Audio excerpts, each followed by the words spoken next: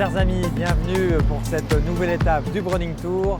Et nous sommes aujourd'hui à Paris, la place de l'Étoile est juste derrière moi. Et évidemment, la plus belle allée du monde devant moi, les Champs-Élysées.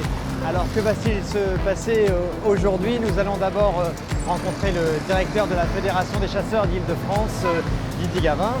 Puis nous nous rendrons au Vieux Crapaud pour voir Thomas Boutin, le chef chasseur et sologno. Enfin, évidemment, nous nous retrouverons chez NB Armurerie pour cette nouvelle étape du Browning Tour qui se trouve à l'Isle-Adam. Alors, c'est parti.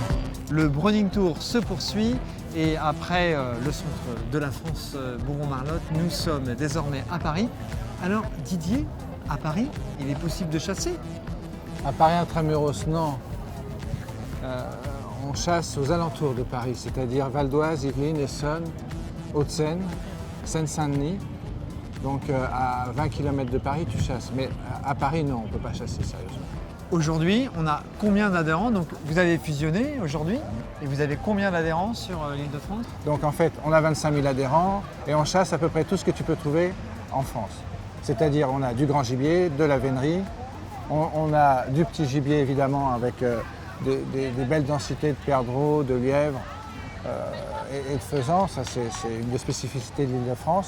Mais du grand gibier aussi, on a du déterrage, on a de la vénerie, du vol. On a le seul équipage d'aiguillés de France, ouais, à Rambouillet, donc une multitude de chasses. Alors nous sommes toujours à Paris, je suis en compagnie de Thomas Boutin qui, il y a 5 ans, a lancé le restaurant Le Vieux Crapaud. Thomas chasseur, amateur de gibier, de belles viandes et de très bons produits. Pourquoi le Vieux Crapaud, Thomas? Un Vieux Crapaud, c'est une histoire de famille. En fait, j'ai goûté mes premières grenouilles quand j'avais 4 ans avec ma grand-mère. Et je tombais complètement amoureux des grenouilles. Et j'ai dit, c'est trop bon, un jour j'aurai un restaurant.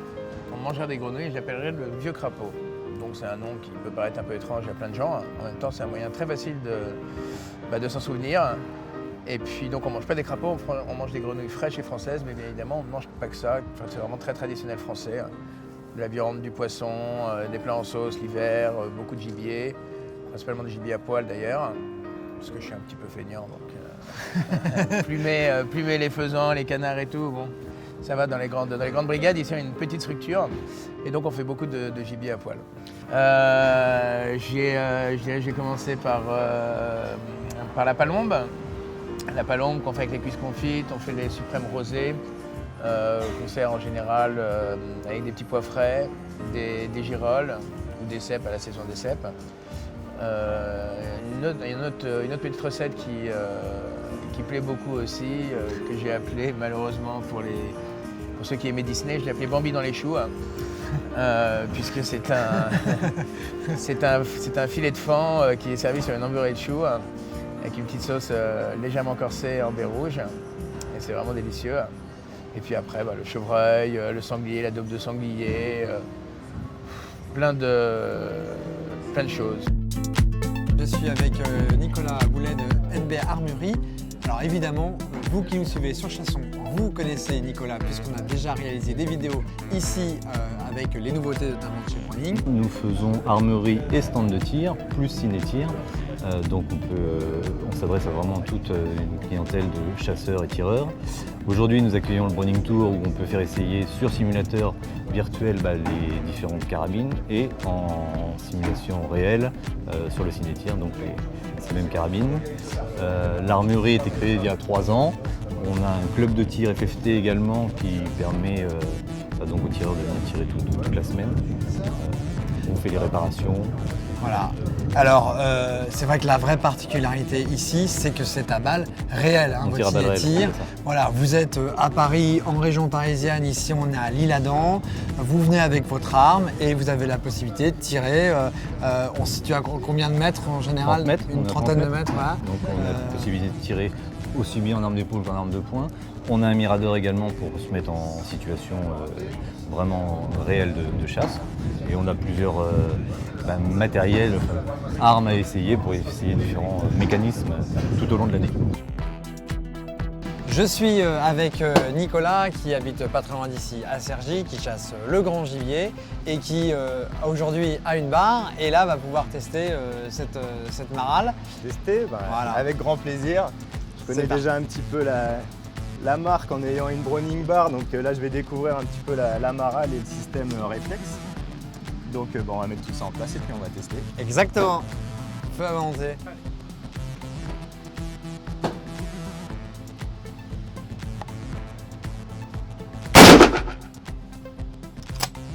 Bon alors, les impressions à chaud? J'ai eu que 3 balles de tirée malgré tout.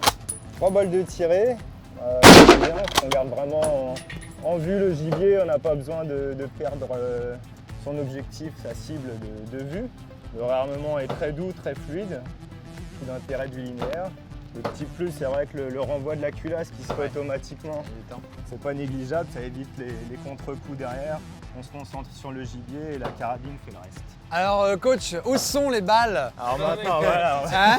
Toutes ces applications, ça donne des résultats dans ce genre. Donc Ah, c'est-à-dire bah, c'est pas mal. chirurgical comme ça. Je crois que la barre va bientôt dormir et que la marale sera peut-être bientôt dans le râtelier. Ouais, on va y réfléchir, on va y réfléchir. Non, c'est vrai que tout l'intérêt de la carabine, c'est aussi ce système-là, de la rendre vachement polyvalente. Au lieu d'avoir 3 carabines, une battue, une affût, une approche, tout ça. Exactement. Là, on peut vraiment la moduler. Le choix du calibre de base sera important, mais après, juste à la moduler avec le choix de l'optique qu'on mettra Bien dessus. sûr.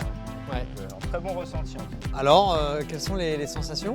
Bah écoute, plutôt surprise par le simulateur, car on a des conditions plutôt réelles avec la balistique et sur la vitesse de l'animal, etc., avec des vidéos plus ou moins différentes.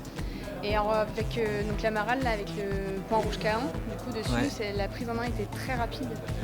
C'est vraiment instinctif, hein, voilà, on se cale dessus et on est tout de suite dans le point rouge. Et du coup, j'ai trouvé ça vraiment sympa.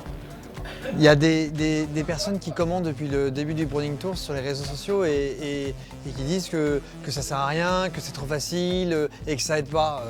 Qu'est-ce que t'en penses toi? Par rapport au simulateur, Ouais, ça aide à comprendre en tout cas son geste, à bien voir voilà, quand l'animal sort, on prend derrière, pour justement récupérer la vitesse de l'animal, pouvoir le dépasser suivant la distance et après pouvoir appuyer sur la détente au bon moment opportun et aussi de voir où se trouve notre balle.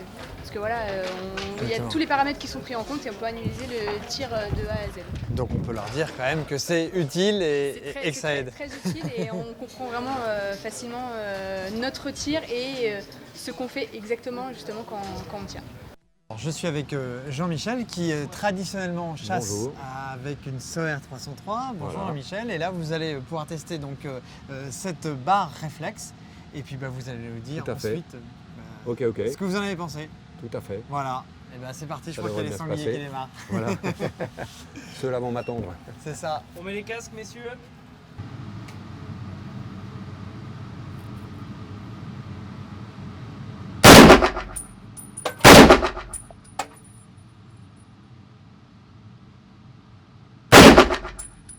Ok.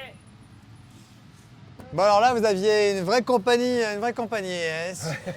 Ah, j'ai pas cherché à tirer le roux. Hein. Ah non, là vous La aviez le droit. lameneuse, Ah bon, bon, on là avait vous le droit. aviez le droit, voilà. Alors quelles sont vos réactions et puis on va regarder également Ça va les, dans tout. les tirs. Je ne sais Ouais. pas ce que ça a donné au niveau du tir, mais sinon c'est vrai, c'est une bonne arme aussi. Hein. Au niveau, au niveau Calibre de 306, bien. Alors, au niveau du tir, par exemple, on en prend un sur 3. Ouais. Le meilleur, il nous donne celui-là. Donc on va être Ah, c'est sur le le roux. groin, un tout petit peu trop de vent, on a légèrement devancé. Ouais. On a une bonne action du lâcher, Ouais. ce qui fait qu'on appuie de la bonne façon sur la détente. Ok, Et on a juste un petit devançant, mais c'est pas grand chose. Très bien. C'est pas grand chose. très bien, très bien. Voilà, on est plutôt pas mal. voilà. Ok, En tout cas, s'il y a besoin, il y a des barres réflexes à disposition. tout à fait. Tout à fait. On remercie la famille Browning. Ça va.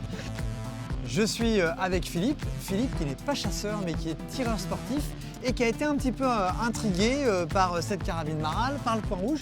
Donc on s'est dit, on peut être tireur sportif, pas chasseur, mais malgré tout la tester. Donc on va vous laisser tester cette carabine et puis vous allez nous dire ce que vous en avez pensé. Ah, ce viseur à point rouge attire ma curiosité là. Et voilà, c'est parti. Pas besoin d'appuyer. Les lanciers qui arrivent, ici, qui vont passer de droite à gauche. Tu prends le temps sur la détente, comme en arme de poing. Bien, ok. Le doigt, tu tires et tu relâches. Bon Philippe, alors quelle sensation vous avez eue? J'ai la sensation que je ne vais pas rater ma cible, ce qui n'est pas forcément évident, parce qu'elle bouge. Et sur le maniement de la carabine? Ah bah c'est alors le côté, alors je ne sais pas, j'appelle ça avec mes termes, le côté linéaire, ça c'est vraiment pratique. C'est exactement C'est ça. exactement ça. Ah c'est ça, d'accord, bah écoutez, c'est parfait. Et au niveau du point rouge? Ah bah alors là, c'est impressionnant de savoir. Il y a un point rouge, mais il n'y a pas qu'un point rouge, hein.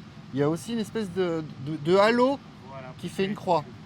Voilà. C'est une précision redoutable. Donc peut-être qu'un jour, on ne vous verra pas sur des cibles, mais à la chasse. Courir devant le fusil? Non, Ouais. de l'autre côté.